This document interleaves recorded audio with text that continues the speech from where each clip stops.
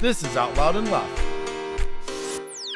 Hi, Brian. How are you doing? Brian with a Y, because we have two today. What's going on, everyone? It's a double Brian day. I love these days. I'm in a Brian sandwich, and I'm not complaining because not only am I so lucky to have Brian, my co-host, but we have Brian Spitulnik. You might know him from his amazing social media channels, which I find super empowering, super relevant, and absolutely necessary in a community that needs to open up a conversation about what our experiences have been. And I find his approach to be magnificent, and we're very lucky to have him here today. So thank you and welcome. That's so sweet. Brian. It's like weird. It's like meta. Brian. Yeah. Brian. Is there an echo? We definitely want to dive into a lot of what you're doing now. We kind of wanted to get our viewers a little behind the scenes of like where you started, right? Because I know you spent some time on Broadway. Can you take us back to that time and what did it feel like to step into that world? God. Back I then? I spent 15 years on Broadway, so it was, quite some time. And it was Yeah. a dream come true. It was what I had always trained for. It was what I had always wanted to do. And it was everything that I wanted it to be. And then, all the things that I hadn't anticipated, like that it's a job that you go to 6 days a week, and you don't see your family on holidays, and you don't have dinners with friends, But that was kind of what I wasn't thinking about. What I was thinking about was that I was getting to perform on stage in one of my favorite shows ever, and it was a dream come true. And I loved it and hated it and loved it again. It was just a full cycle thing. It was great.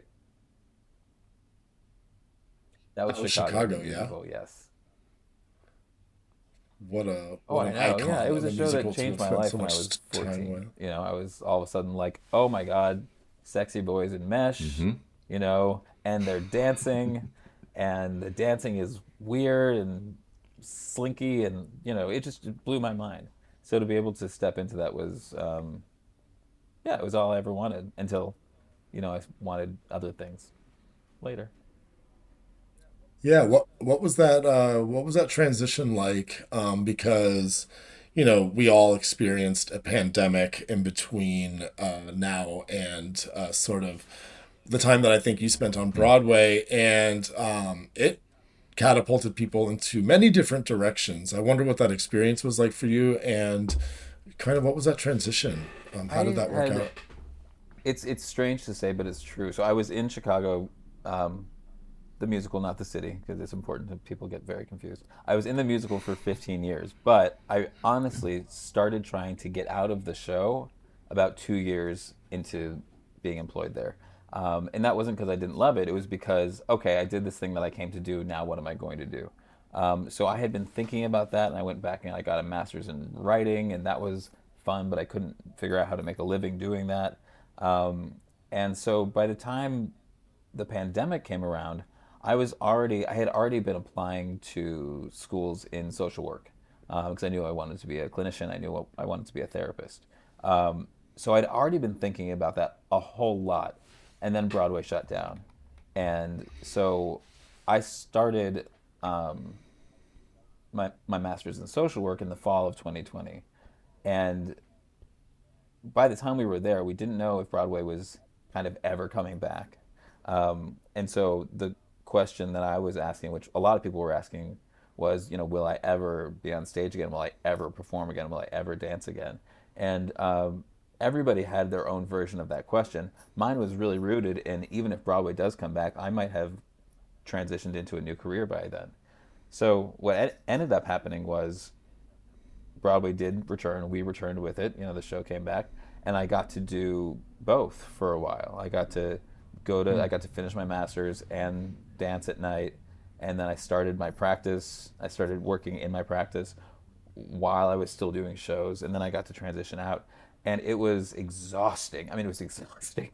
It was, yeah, it Can't really was. imagine. But it was also, if I could have just found the energy, it was also a perfect balance, because dancing was always about kind of release for me, and therapy is a lot about absorption and taking in. So it was complete yin and yang, and in that way, if I could still do both, I would absolutely do both. But I do not have the energy to do it. Yeah. So it turned out to be a really wonderful transition, and I miss performing in that way. I mean, I miss just like the fun of it. But it was also very much time for me to go. Yeah, it was very much time for me to go and do something else. Do you think you'd ever go back, or do you think that chapter's closed? Yeah, I mean, the thing was, when I left, I said, because I know how it works in that, because that show's been open for so long, people rotate through and they'll be in a pinch and they'll call people to come back. And so when I left, I said, this has been, this is like, I grew up here essentially. I was a child when I started, and now I'm a middle-aged man. I'm not coming back. Like this chapter is over for me. And then they called a year later and asked if I wanted to come back. And I was like, yes, please let me come back. Because I missed it so much, and I didn't realize how much of a it was really like losing a limb to leave it, because it was just so much a part of me. So when they asked me to come back, and it was just for a couple of weeks that first time, I went back. I had so much fun, and then I went back to doing therapy, and then they called again a couple months later, and I did the same thing. So yes, I will still go back if they ask me, but I wouldn't. I mean, I haven't auditioned since like 2009. Like I wouldn't audition for a show. I wouldn't seek that employment. But if this show called me to come back, I wouldn't need rehearsal. I'm ready. You know what I mean? Like I can go. I was gonna say I could imagine just being in one of your sessions and like a client talking to you about a breakup and you just breaking out into song and be like, he had it coming, you know what I mean, from Chicago, and just like I'm really happy hybridize to the say two that I haven't done experiences. that. But you know what? It's an idea. I'll see if I can incorporate that. Never too late, Brian. Never too late. I would I would file a claim against that. That is malpractice. Yeah. um, you know, yeah, right. How do you take those notes down? Um, as you identify as a gay man, and you're a psychotherapist, you know, I can only imagine that you attract a clientele, and I'm not saying that you probably only see gay men. I'm sure you see of the full spectrum of clients. However, interested to hear how your experience, like kind of being around the gay community, being a gay man yourself, impacts the work you do. How do those two worlds come together? And, I would imagine that part of your journey, your own journey, would inform that work. So, you know, can you share a little bit with us, like how you identify sort of impacts your work and the clientele that you work with? We follow your social and you do a lot of work with the gay Yes. community. So It's that's telling sort me of what my drives. connection is unstable. Are we okay? It's fine. It We're does that. okay. Yeah, we'll fix it in post Okay. production. Okay. But thank Good. you for letting us know. So 3, 2, 1. my identity as a gay man has everything to do with my work as a clinician. It's the reason I went into social work was because the there's no way to say this other than the need in my community, the gay community around me on Broadway, was so in need of help. Um, and that was why I did it. It was also because I had to do something. Like there's a few reasons why I transitioned into doing a different line of work, but the reason I became a therapist was to help gay men. And uh, I did my master's thesis on aging in the gay population and suicide in the gay population, and uh, what happens to these men, what happens to us as we get older, and we don't have models of what it looks like to age. We become erased in our community. A lot of us get lost to drugs and alcohol. So all of these were the reasons why I knew I had to help. And when I started working, I got lucky enough to intern in a private practice that uh, the guy whose practice it was, he was a gay man, and he had a lot of gay clients, and so the clients that were coming to me were already mostly gay, and not entirely. I have a straight client who calls himself my DEI client because like he's like one of my only straight clients. But I That's know great. it's That's it's great. I adorable. love that. But but it didn't start out that way. It was my research and it was like my goal, but I didn't know how I was going to get there. And because I was in this internship that then turned into the job that I have, and I was seeing all these gay men, and they were all saying the same things that I had gone through or was going through, same things I had seen my community going through on Broadway and in New York at large.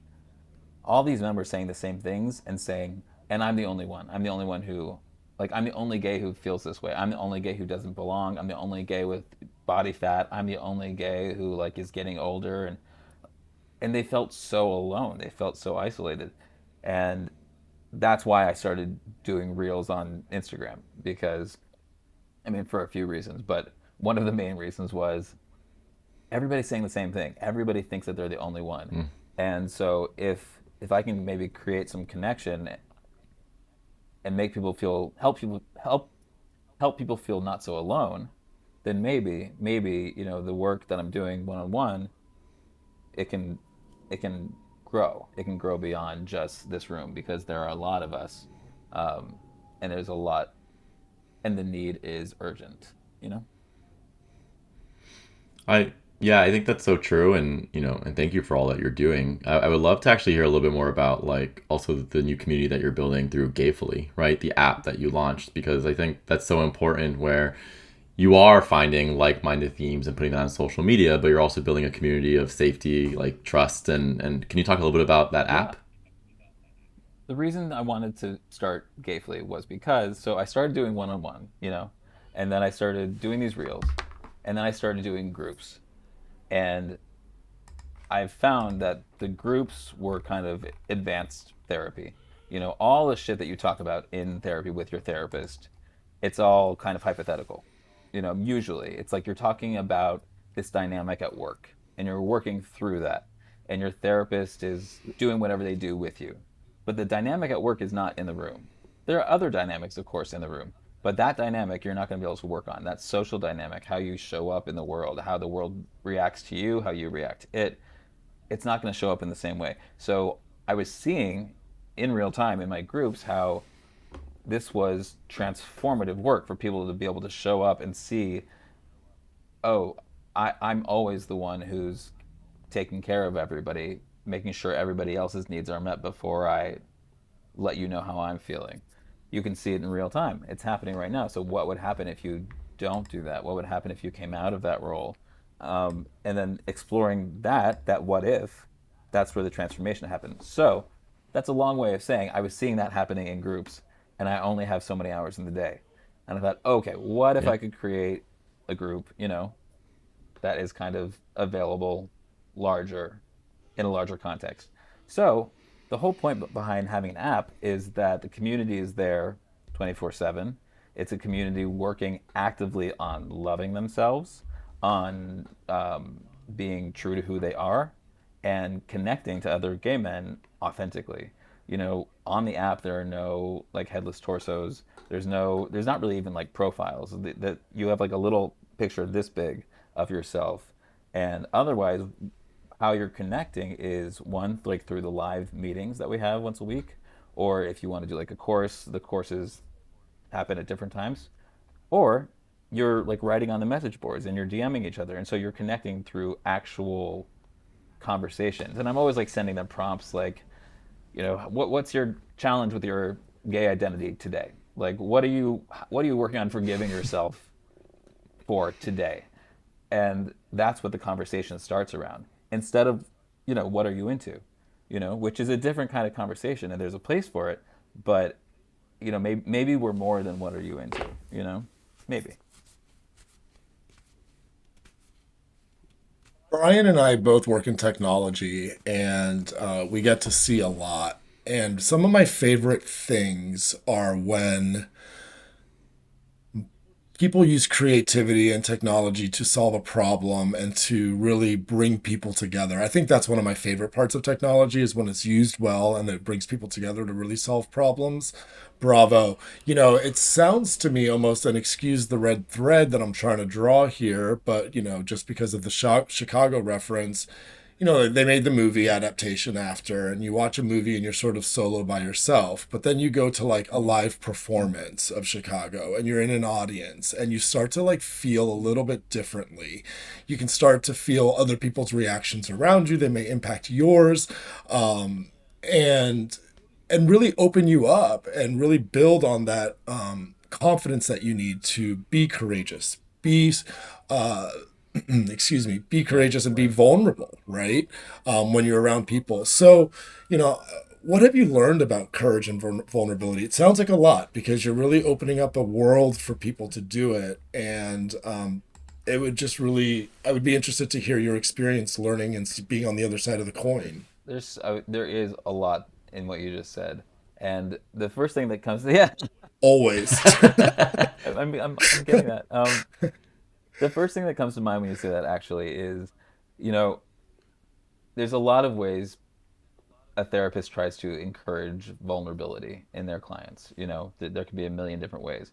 Um, and one of the things that I think is important for gay men to know about vulnerability is that you're actually much more beautiful when you're vulnerable. I don't think like it. I see it happen in the room, and I'm talking about not fuckable beauty. I'm talking about just like deep beauty, and it Mm. reveals itself when your defenses kind of fall away, when you're undefended, and there's nothing more vulnerable than sitting undefended. I have my certain defenses up right now, of course. I'm thinking about what you're saying, wanting to make sure we stay within the time, thinking about my role as a therapist, thinking about, all these things. There are certain roles and defenses that are just always up. But how can we strip them away? It takes a lot of courage, to your point. Um, it takes courage just to be in the center of yourself enough to know that you're in a role or that your defenses are up. And the courage is the first thing that takes courage is to notice those roles, to notice those defenses, and then the vulnerability shines through when you're just kind of you. You're just kind of out of a role. Uh, you're out of make believe, acting as if. So it's a really good reason to go to therapy. It's a really good reason to read Brene Brown. It's a really good reason to go to group because you're going to be more beautiful when you leave.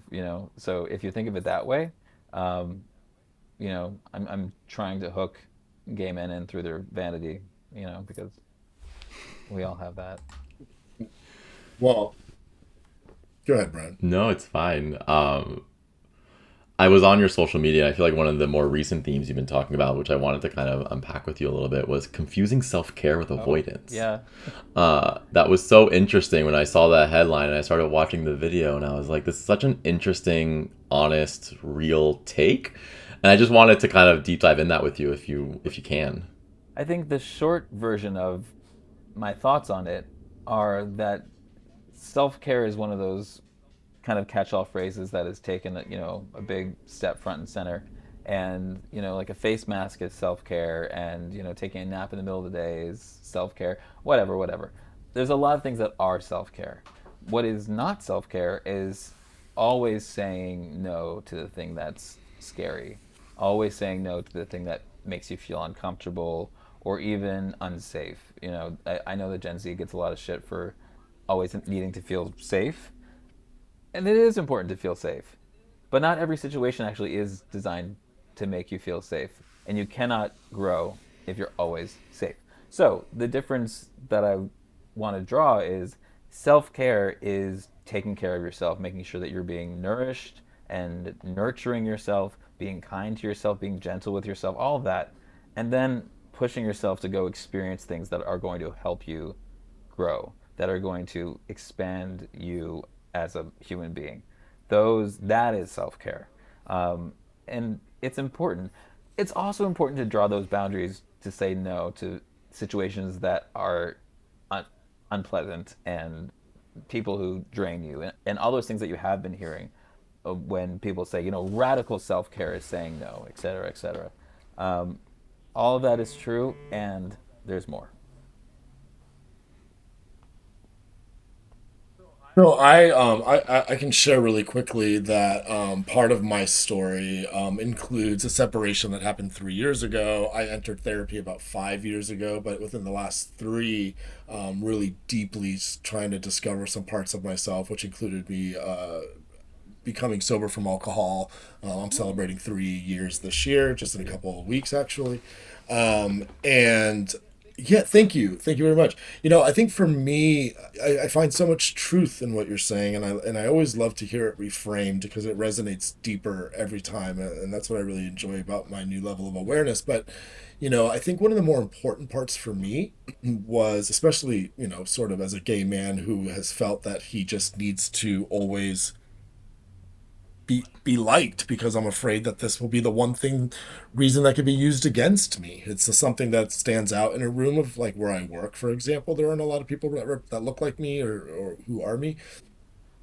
Say keeping boundaries in place has been really important for me, and that's actually been part of the harder parts for me because being a yes man, really standing up for myself and saying, wait a minute, like, I really want to make, without being defensive, obviously, right? Pick your battles, but, saying, I remembered incorrectly, or, thank you for that. No, however you approach the situation, it's about really like, instead of just always being beat down, which has felt like a lot of the majority of my experiences in my life, finding a little bit more confidence, finding a little bit more space, being a little bit more graceful with myself to say, hey, wait a minute, like, I matter here as well, and I want to like just show up a little bit for myself again, respectfully and with all that. Yeah. So, thank you for sharing that. I think that's Yeah. epic.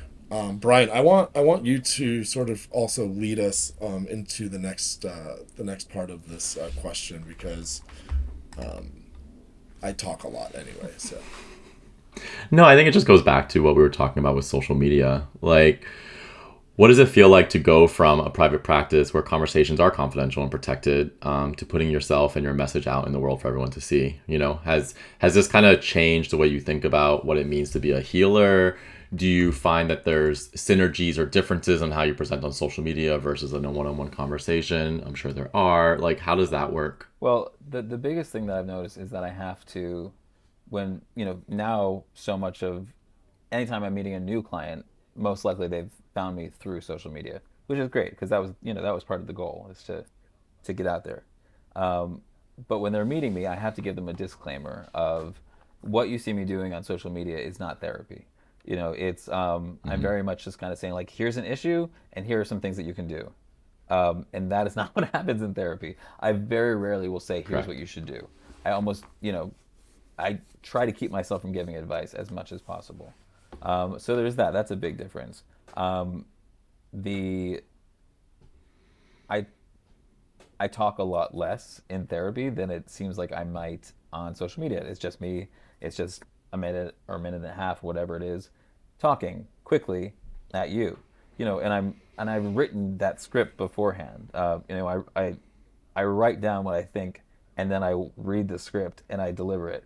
In life, I think much slower and I speak much slower. My tempo is much slower, and that is a big difference that I think, I mean, that's just my natural tempo, but I think that is how therapy happens. That is how healing happens. Slower is very often much faster in the therapy room.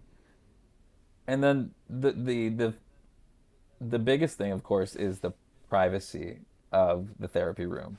My supervisor always said, therapy is something that happens behind closed doors. Nobody can really. It's almost like, well, it's like any relationship. It's like nobody really understands what's happening in that relationship except for those two people, and it's very similar with therapy. And so to kind of take it out into the world,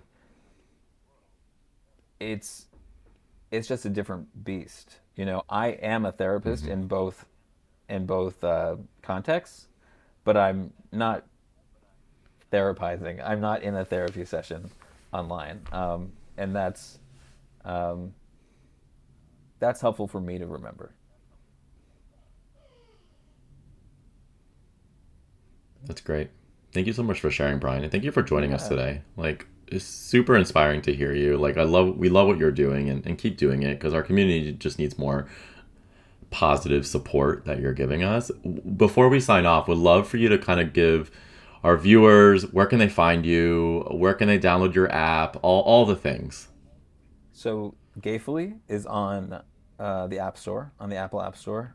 It's coming to Android soon. It's taking longer than I want it to. But if you do have an Android, you can just do the web-based version of it.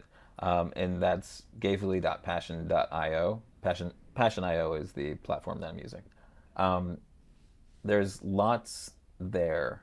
And there's a weekly meeting. I mean, this is the biggest thing for me. I really want people to come to this weekly meeting that we have, this live meeting, where it's kind of a simulation of group therapy without actually being group therapy. It's much more community support, community driven, and that's Monday nights at 6 p.m. Eastern time, every Monday.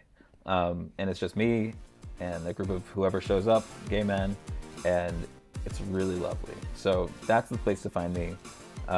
You can DM me on the app as well. Just I'll always get those messages, much more so than on Instagram. But if you do want to find me on Instagram and TikTok, I'm at Spitulnik. I got there before all my relatives did. So Congrats on that one. Well, we look forward to seeing you on Gainfully and to continue following your epic journey.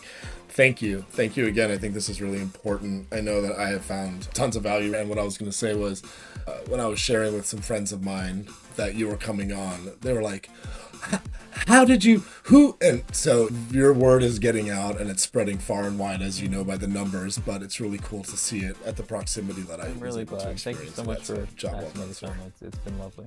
Cheers. Okay. We'll see you again, we hope. Thanks, Brian. All right, take care. Bye-bye. This was Out Loud and Laughing. We're available everywhere you get your podcasts. Spotify, Apple, YouTube, iHeart, or wherever.